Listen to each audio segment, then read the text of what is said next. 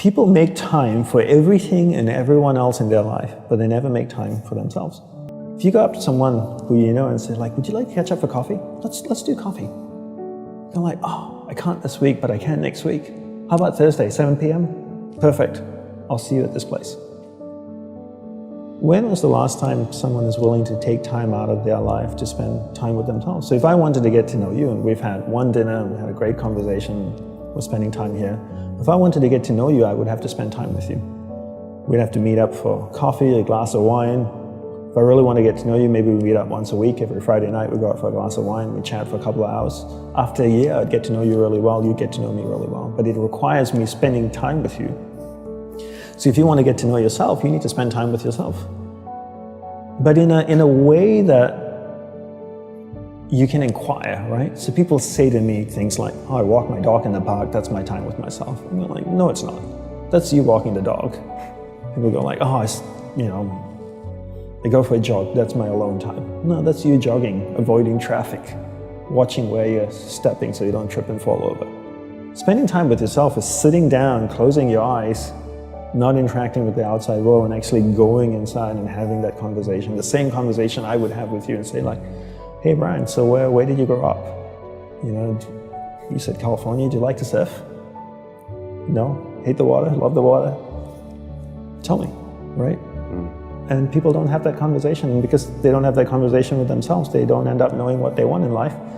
Because they don't know what they want in life, they can't focus that finite amount of energy, and then they don't live a lifestyle that brings them happiness, and most people end up being unhappy. A couple of things I would say. One is simplify your life. Everybody's so busy. Everybody's got a lot of things to do. We don't actually have a lot of things to do. Right, we like being distracted because then we don't have to think about ourselves.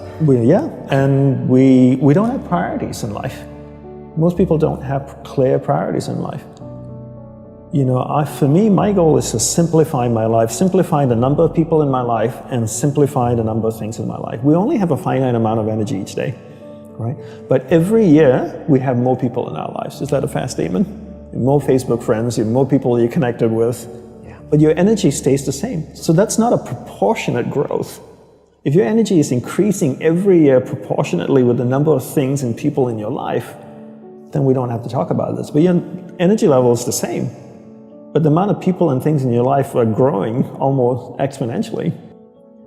So whereas that doesn't work. So for me, it's always about simplifying first the people and things into your life, into who and what's most important, taking that finite energy that you have each day and focusing. Second step is learning how to focus and concentrate that finite amount of energy into the people and things that truly matter. Now you start to create a lifestyle that you actually love because you're invested into people and things that matter. And the byproduct of that is happiness. And you said happiness is not a goal. Is that correct? Yes, happiness is not a goal. And if you ask most people, what do you want in life? They say, I want to be happy. Right? Would that be a fair statement? I mean, literally, it's in the U.S. Constitution, I think, the pursuit of happiness. The pursuit of happiness. Right. I always say you should never pursue happiness. Don't pursue happiness. Pursue a lifestyle where the byproduct of that lifestyle is happiness. So happiness comes as a byproduct. I spend time with the people that I love. What is my byproduct? I'm happy. I spend time with people I don't like. I'm not happy. So don't pursue happiness. Pursue a lifestyle that gives happiness. But in order to pursue that lifestyle, you need to be clear what you want in life. What's your purpose in life? And people don't know this because they don't spend any time with themselves. People think that the more you meditate, the better it is. So 20 minutes of meditation is not as great as 3 hours of meditation. And it's actually not how we work. For us, we believed in quality as opposed to quantity. We spent the whole day preparing to meditate. What comes before meditation? Concentration. Concentration comes before meditation. So you need to learn how to concentrate in order to meditate. And we believe that you can't meditate if you can't concentrate. So we spend the whole day focusing on concentration. So when I spoke with someone in a monastery, I spoke with another monk, I gave them my undivided attention.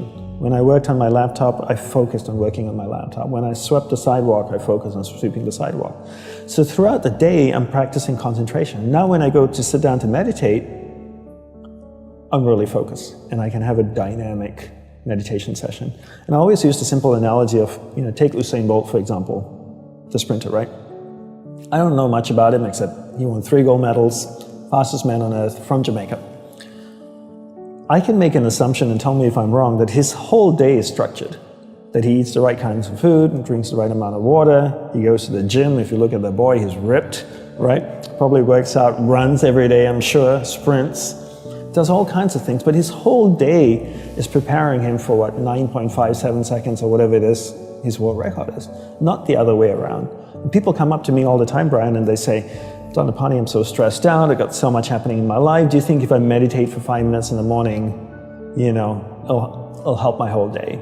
I'm going like, well, what are you doing the remaining 23 hours and 55 minutes? That's what I want to know. Because if you try to meditate for 5 minutes in the morning and the rest of the day you just live a chaotic life, that's not, it's a good start, but it's not really helping you. It's like eating a carrot in the morning and then eating hamburgers and fries all day and hoping to have a healthy diet.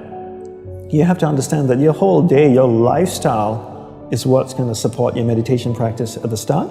And then your meditation practice grows, and then it turns around and supports your lifestyle. Right. But not the other way around. You don't create a meditation practice to support your lifestyle. You create a lifestyle first, meditation second.